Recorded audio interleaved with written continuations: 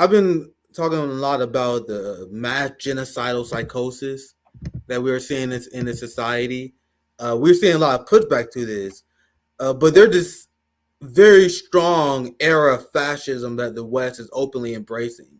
And in order for fascism to take root, you need uh, capitalist corroboration.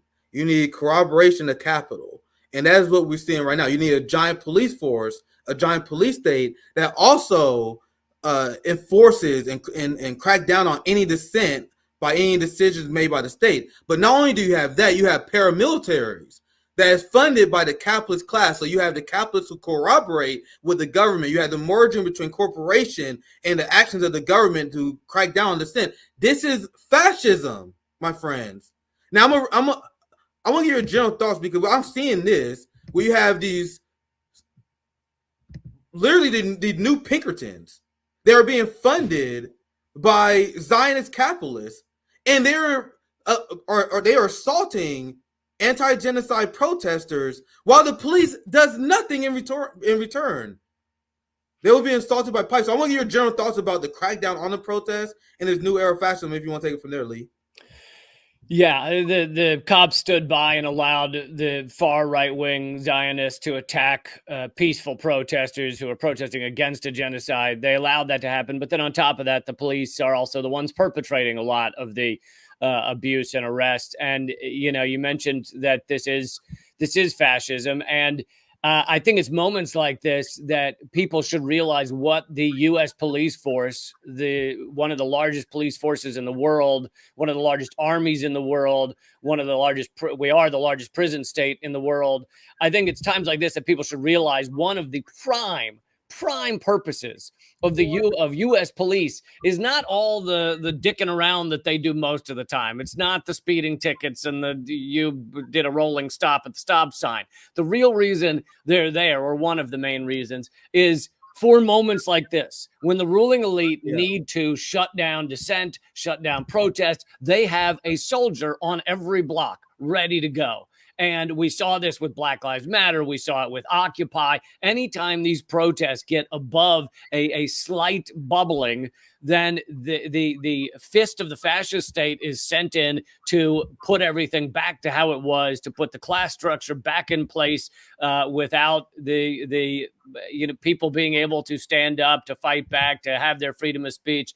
And that's exactly what we're seeing. And hopefully for people that are kind of uninitiated in all of this, hopefully they're seeing that that's what this police force, this, state army is used for. Yeah, and guys, I am very careful with the words I use. I define my words when I use it. I was very critical of the liberal wing, the very extreme liberal wing of the Bernie left, who called anyone who was a Trump supporter a fascist.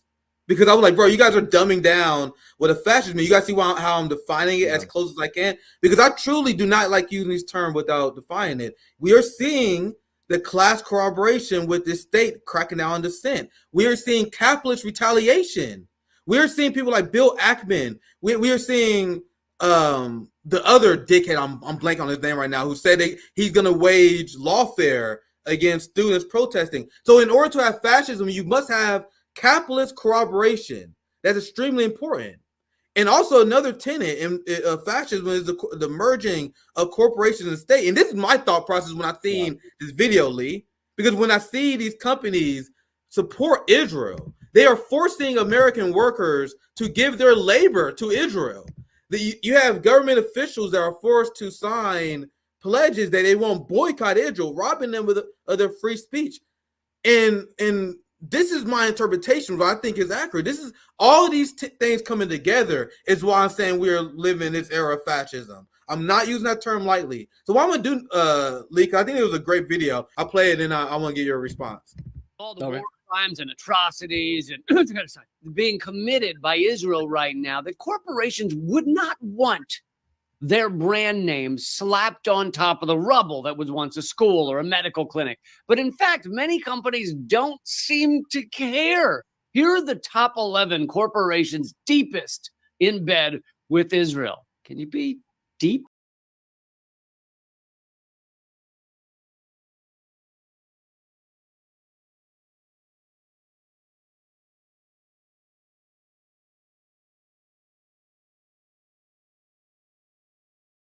stocks of the big war profiteers have shot up since Israel's attack on Gaza began. Northrop Grumman, Lockheed Martin, General Dynamics, and BAE Systems have gained more than $30 billion in value over just the past few weeks. You know what they say? Every time Israel blows up a hospital, a Lockheed investor gets his wings, meaning a private jet. Much of the billions the U.S. sends to Israel ends up in the pockets of these weapons contractors. So your tax dollars go directly to them, and they're not even ashamed of it. Lockheed Martin says it's proud of the significant role it has fulfilled in the security of the state of Israel. Of course, let's not forget Raytheon, which provides missiles for Israel's Iron Dome defense system. It's kind of been a personal mission to, keep pushing and not let the naysayer say I can't. Among other things. And smaller war profiteers like Woodward, which we know provides bombs to rain down on Gazans because they still have the label on them. At least. I think that's a good starting point. Make sure you got to check out this whole video. It's really well done. I'll pass to you so you can finish your thought or add any other commentary. Well done, Lee. Yeah. Oh, thanks, man. It's a new short form project I'm doing with Breakthrough News. Short 8-minute videos with a lot of comedy in there as well, as you noticed. But this one, which people seem to really appreciate, it listed kind of the biggest companies involved in making millions and billions of dollars from Israel or in cooperation with Israel. And, it tells you who to boycott for one thing. But on top of that, you're right that U.S. labor, U.S. American effort, American time, American money is going into to prop up and facilitate this genocidal apartheid state. And of course, it's been that way for years and years. But the full frontal genocide has really ramped up in the past 225 days. But yeah, I go through some of obviously the weapons contractors, but then I go through a lot of the ones that people aren't necessarily as well aware of, such as McDonald's and Starbucks and others. Yeah, like we are in a great era of awakening in a way where people are seeing how much Zionism has affected our society. Like they got their claws on everything in our media, in our corporations. You have AIPAC that openly bragging about it. Like we 40 for 40 this election.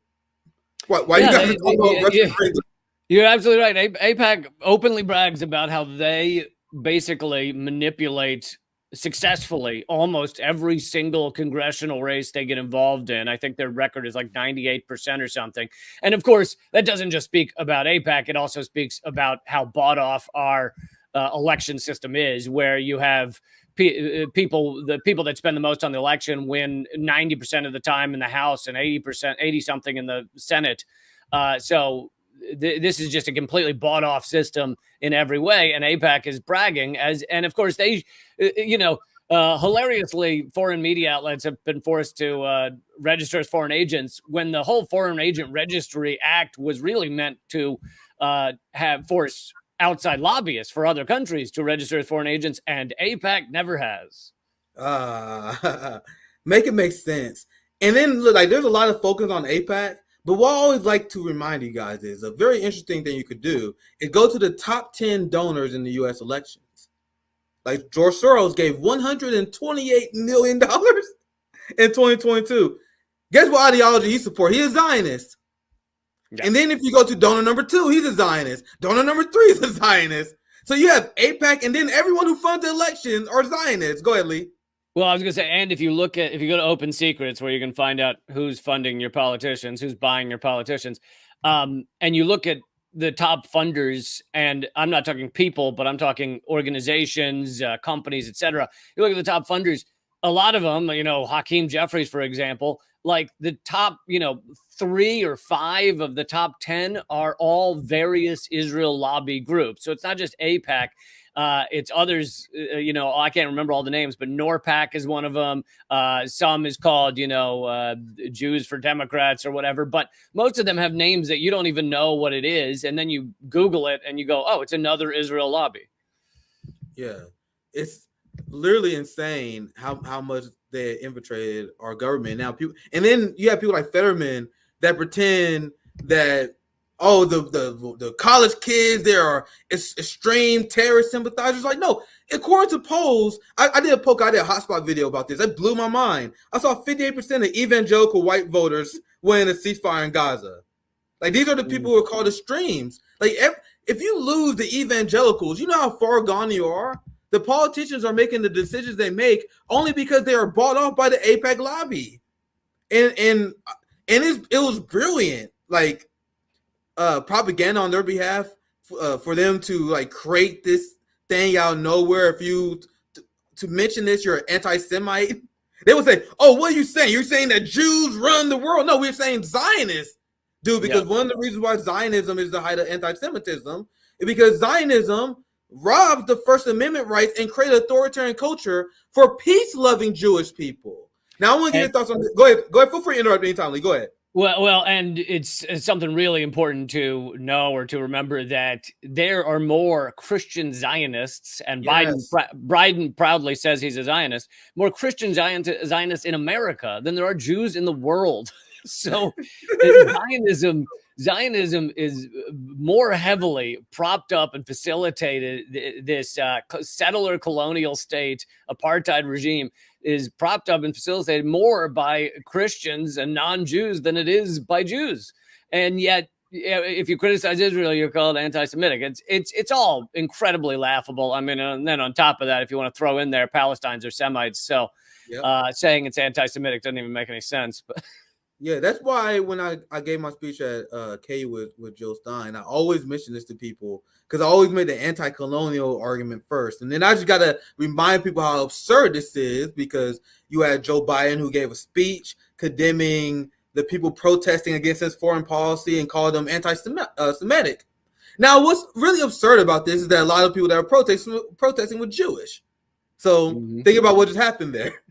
We had a Catholic who called peace-loving Jewish people anti-Semitic because they didn't support the Catholics sending weapons to fascist Jewish people so they can bomb Muslims and Christians in the Holy Land. Like, sometimes you got to spell out how ridiculous their narrative is. Now let's get to go ahead, Lee, if you want to chime in. Well, just one final thing, which I always find hilarious. One of the big reasons that evangelical Zionists support the state of Israel is because in a very evangelical reading of the Bible, they believe that all the Jews need to be in the land of Israel in order for the end times to come, at which time all the Jews will burn in hell. So they're supporting Israel, quote unquote, to make me and my people burn in hell, which is, really just a lovely collaboration. And I love how we can point out how absurd they are without being judgmental towards their religion. We were literally just saying what they believe. Yeah. I just outlined what happened there. I didn't say there was no judgments there. That's why I always lean towards the anti-colonial arguments first. But then you also can just point out how absurd their general ideology is. The general ideology of the cuck behavior of Christian Zionism. Israel has free healthcare, my friends. Free education. So think about what the Christian Zionists believe. They believe their taxpayer money should be sent over there to God's chosen people to pay for healthcare they don't believe their own people deserve.